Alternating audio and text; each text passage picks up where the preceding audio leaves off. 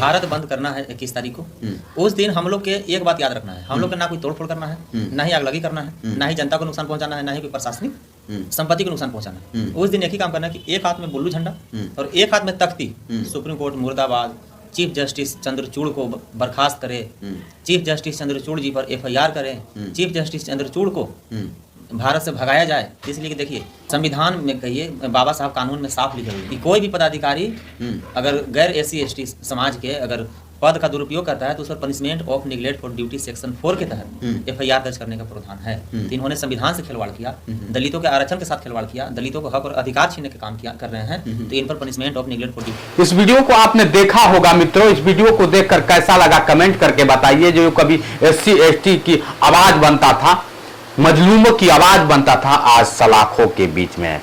क्या आज भारत बंद है? हमें लगता है कि जितने लोग चाहने वाले होंगे गोल्डन दास को, सभी लोग आज सहम गए होंगे कि आज काश गोल्डन दास होते तो कुछ आंदोलन का रूपरेखा और होता। जिस तरह से अगर बात कर लिया जाए पप्पू यादव और सभी लोग समर्थक किए हैं, बिहार की अगर बात कर दिया जाए तो, लेकिन बिहार में एक शेर कहे जाने वाले एक अलग जवाब था, निकलता उभरता हुआ सितारा समझ लीजिए, उभरता हुआ नेता समझ लीजिए, उभरता हुआ दलितों का नायक समझ लीजिए, उभरता हुआ क्या होता है कि मजलूमों, गरीबों और SC ST की आवाज समझ लीजिए, वो था गोल्डन दास।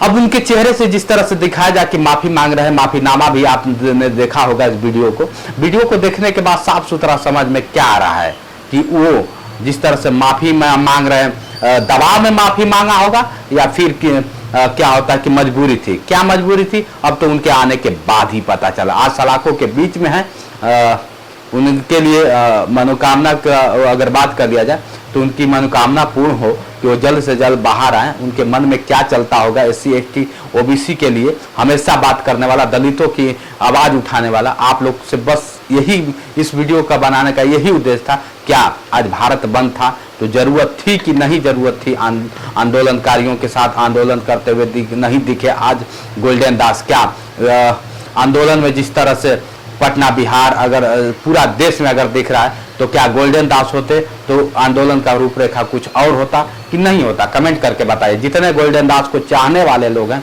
वो बताइए, गोल्डन दास मजबूरी में माफी मांगे या फिर दबाव में मांगे या फिर कैसे गोल्डन दास बदले?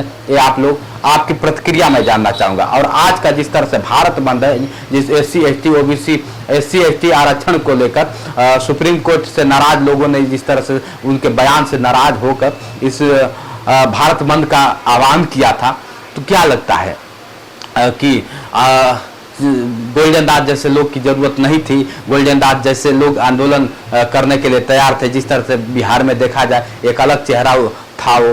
क्या लगता है कि गोल्डन दास आज आंदोलन में होना चाहिए कि नहीं होना चाहिए? ये भी बताइएगा। जो कि जिस तरह से आवाज उठाते थे, आवाज क्यों दबती जा रही है, ये भी बताइएगा क्या कारण है। हालांकि मैं अगर देखा जाए तो मैं गोल्डन दास का समर्थक नहीं हूं, लेकिन गोल्डन दास के कार्यों की अगर बात कर लिया जाए तो वो बड़ा सराहनीय कार्य करते थे। हाँ, उनका तरीका गलत था, संविधान से बताते थे, लेकिन गाली गलौज नहीं करना चाहिए। ये मैं कह रहा हूं कि गाली गलौज किसी को नहीं कर, सिपाही है, सिपाही को सैल्यूट करना चाहिए, लेकिन गाली गलौज से नहीं। मारना चाहिए लेकिन संविधान के कानून के दायरे से मारना चाहिए, ये नहीं कि गाली देकर आप मारना चाहिए। गलतियां है कि नहीं है ये मैं नहीं जानता, लेकिन मैं ये जरूर जानता हूं कि गाली गलौज नहीं करना चाहिए जिस तरह से गोल्डन दास करते थे। हालांकि लड़ते बहुत अच्छा थे, SC ST के लिए कोई आवाज बुलंद कोई आवाज उठाता था, वो आवाज उठाने वाला आज सलाखों के बीच में कौन? गोल्डन दास। गोल्डन दास के लिए आप लोग कामना करिए और मुझे पता है कि आप जितने देखने वाले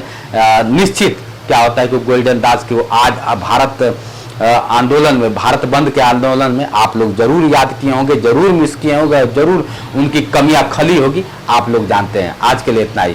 बने रहे वीडियो के साथ और हाँ जरूर कमेंट करके बताइएगा और नए चैनल पे हो जरूर सब्सक्राइब करिएगा और बताइएगा कि गोल्डन दास का न रहना आंदोलन में कितनी महत्वाकांक्षी था और कितना अगर देखा जाए तो उनके न रहने से आंदोलन में कमियां पड़ी। आज के लिए इतना ही। मैं हूं जितेंद्र और आप देख रहे थे जोश एक्सप्रेस। नमस्कार।